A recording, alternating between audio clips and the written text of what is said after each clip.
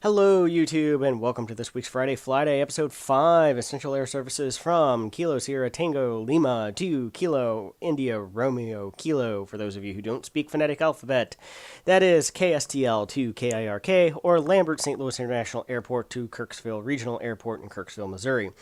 It just so happens that Kirksville Regional Airport happens to be my favorite airport to fly to in both real life as well as simulation life, simply because of its ICO call sign of Kilo India Romeo Kilo, or KIRK, or Kirk.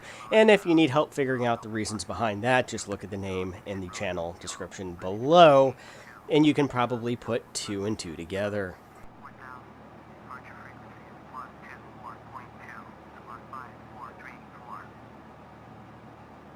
So this is a simulated real-world route. It is an essential air services route between St. Louis and Kirksville Regional Airport, currently serviced by Cape Air and their fleet of Cessna 402s.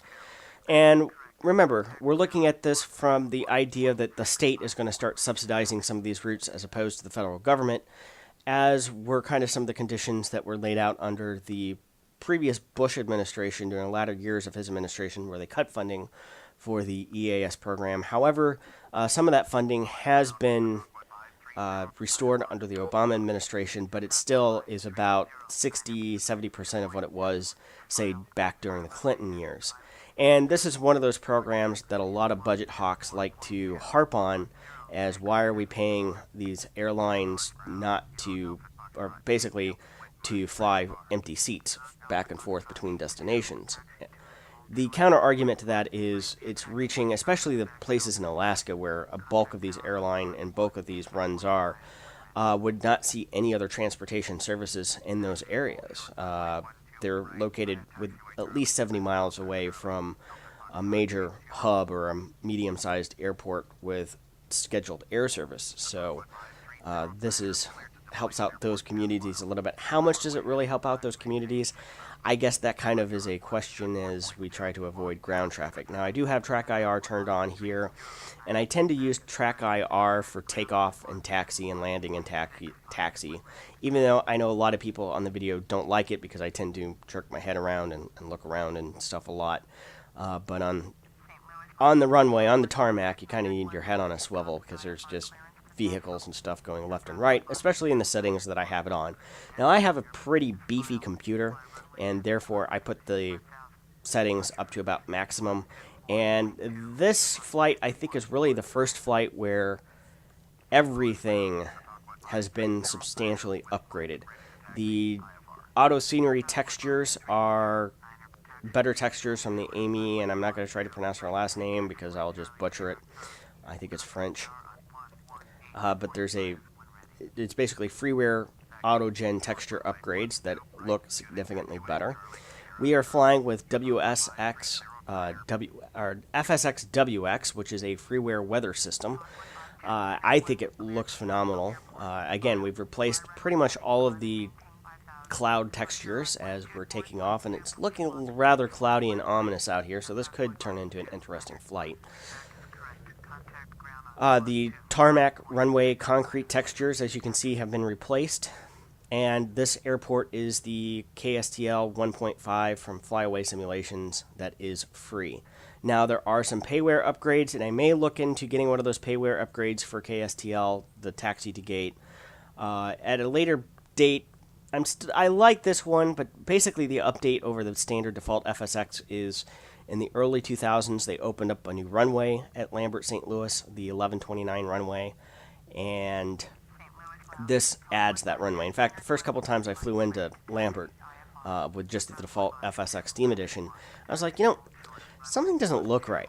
And I couldn't quite put my finger on it until about the second time I was flying in. I'm like, wait a minute, there should be a third runway here, and there wasn't. So this airport download fixes that, also adjusted some of the positioning of the Boeing factory, the old McDonnell Douglas factory, and a couple of other things as well, and updated some of the buildings and added a couple more of the hotels around, like the Drury Inn, the Hilton, I forget, I think it's Renaissance?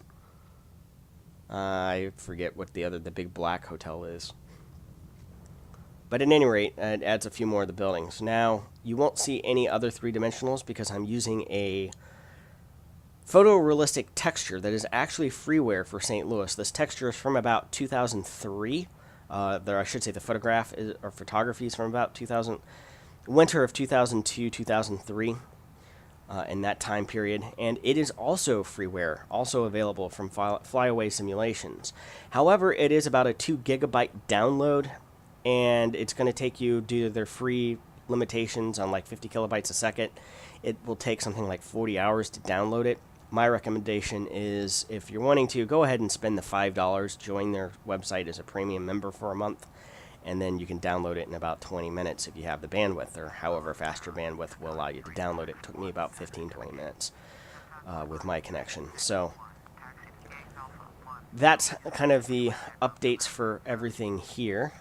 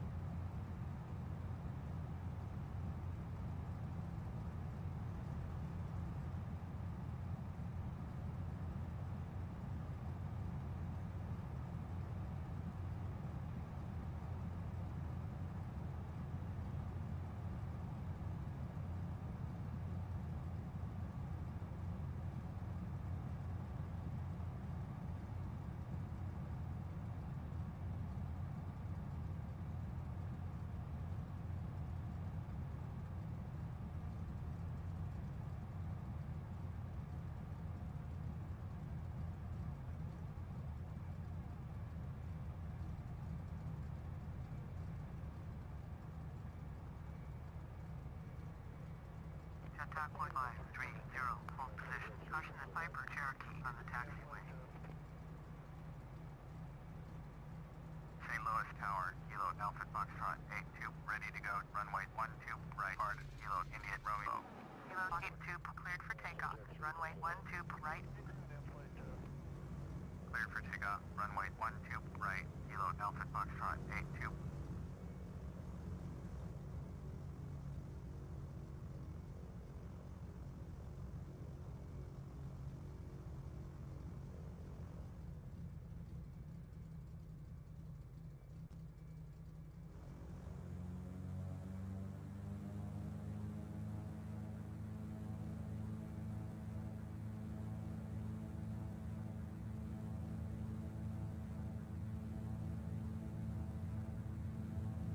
St. Louis Tower, Chautauqua 5309er at runway 12, right, ready for takeoff. IFR to Des Moines.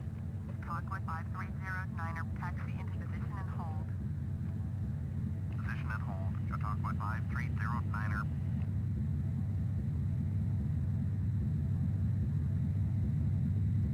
St. Louis Tower, Wisconsin 359er, 8 miles northwest inbound ILS, runway 12, left approach. Wisconsin 359er, St. Louis Tower, fly straight in, runway 12, left, altimeter 3012. Fly straight in, runway 12, left, Wisconsin 359er. All right, so we are airborne now. Now I'm going to continue flying, or trying to fly the direction of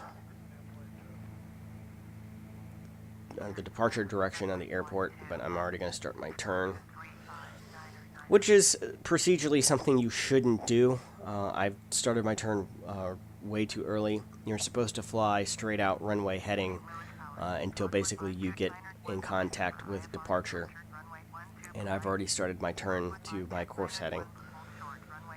So that's a slight mistake there in procedure.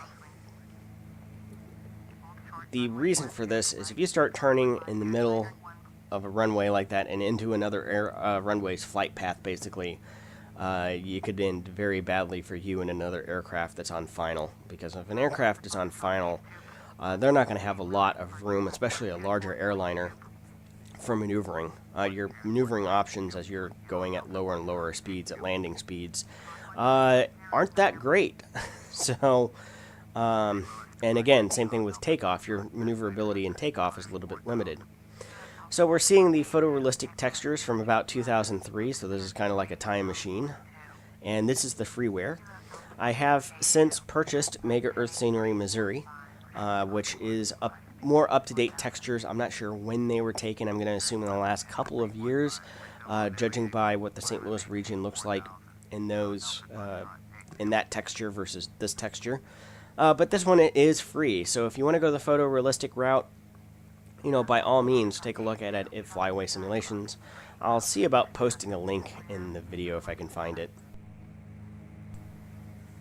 Now, I know a lot of people don't like photorealistic textures in scenery, and I can see the certain argument for that. If you're going to be flying primarily VFR low altitude in general aviation aircraft such as this, you may want to go with a better auto-generated system, either replacing the existing textures, which is what I've done, and I think it looks phenomenally good, or buying a payware package such as Orbix.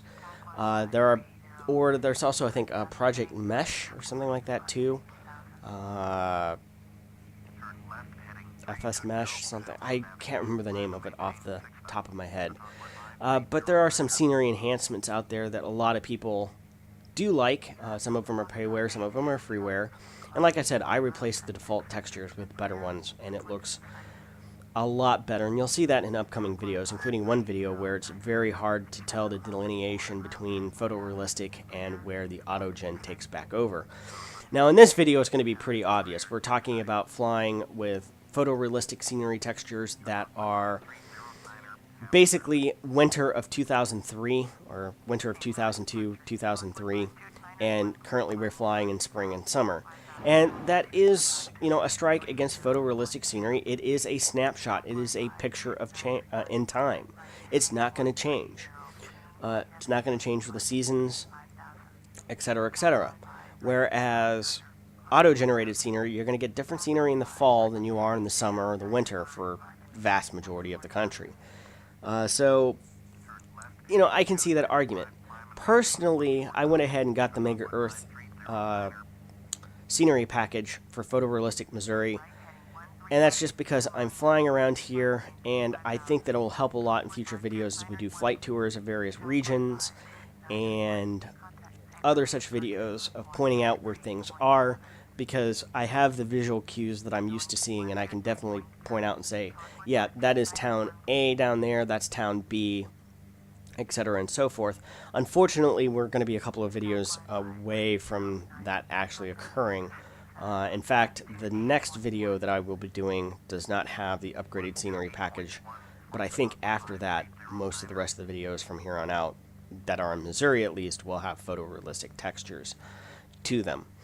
Now, again, if you're going to be flying a lot of VFR low-altitude flights, you may want to look at purchasing something like Orbix, or at least upgrading the general default scenery textures, which is what I did for free.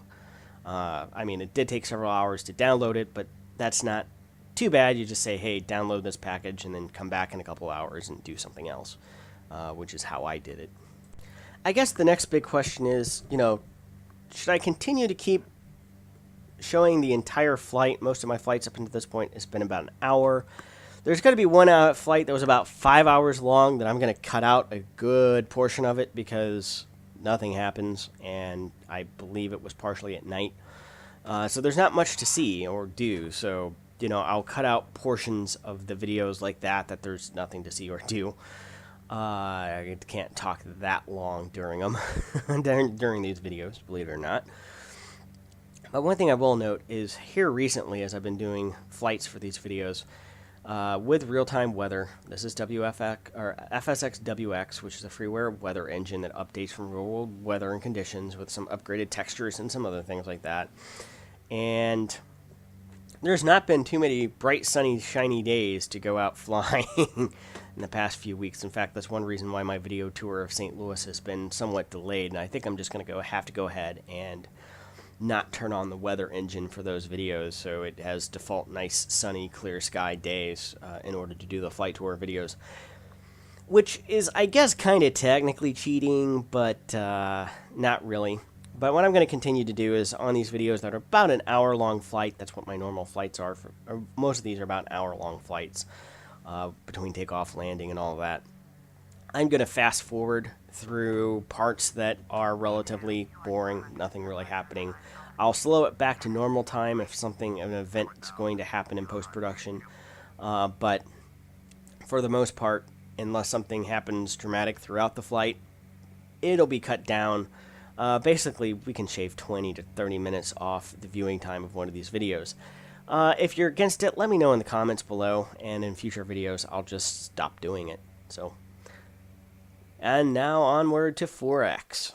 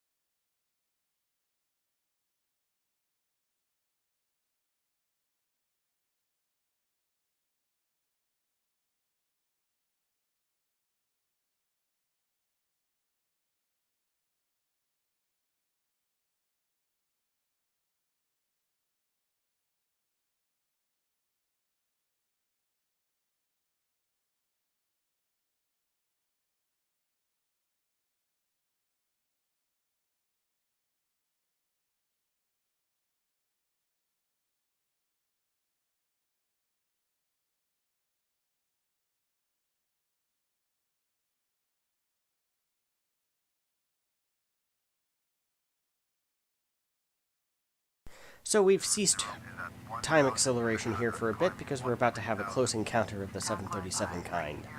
In aeronautical terms, this was a near hit, as the late George Carlin would say, just because we are going to be passing very close to each other. Now, I've gotten an ATC call of, hey, there's a 737 out here somewhere, and I'm looking around for where they said it was, but I'm not seeing it. So I'm trying to tell him, do I have it in sight? Do I not have it in sight? I think I just said, yeah, I have it in sight, when really I don't have it in sight, but I lied. Oh, here it is. It just came out of that cloud there, just about 12 o'clock. Just off the nose of the aircraft. Looks like it's a Southwest 737. Livery and flight plans by worldofai.com. Another freeware air traffic control upgrade for FSX. Well, that was kind of close. So, back to time acceleration here for the next few minutes.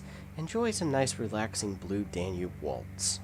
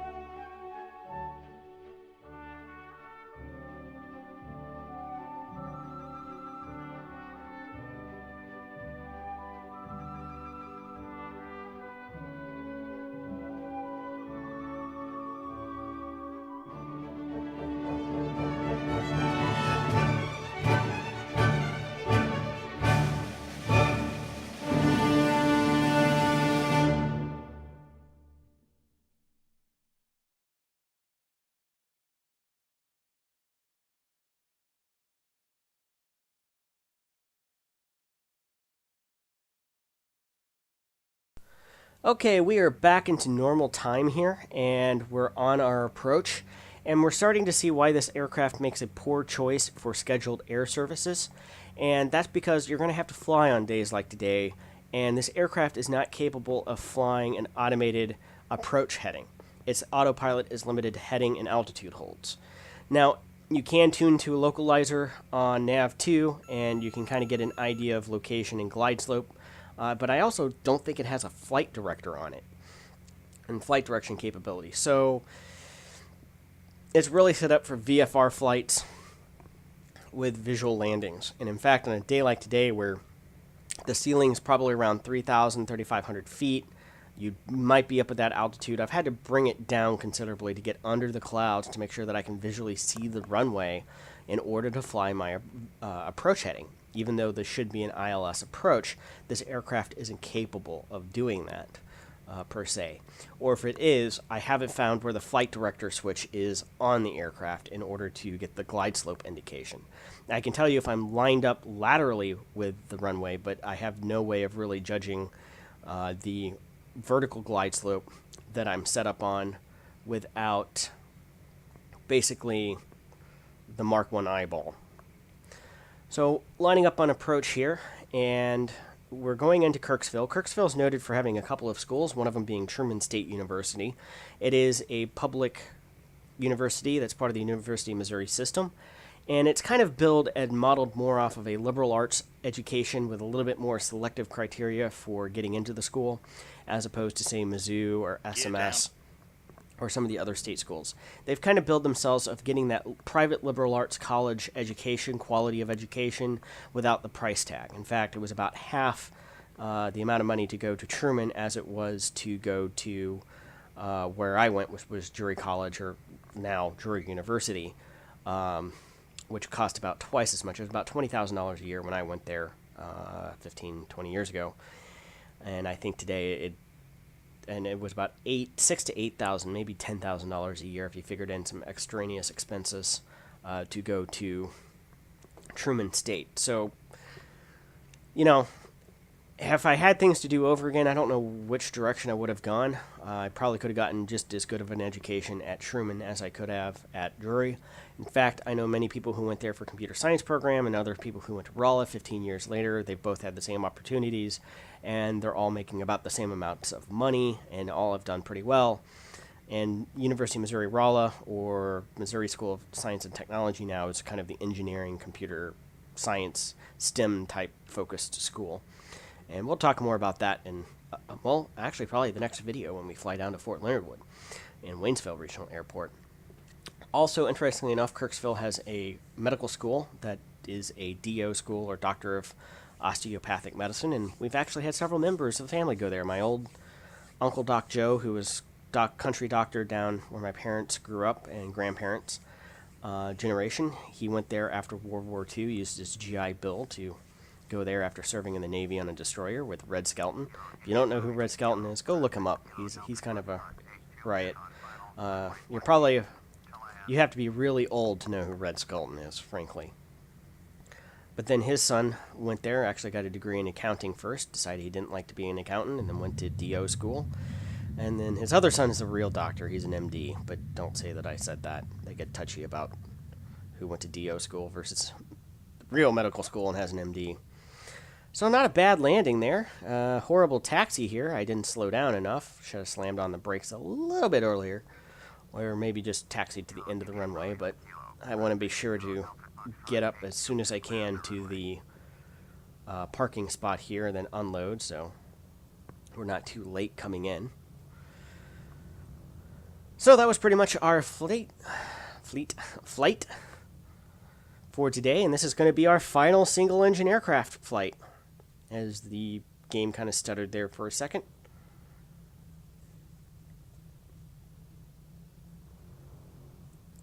All right, we are parked, opening it up and ending the flight. Thank you very much for watching. See you next time.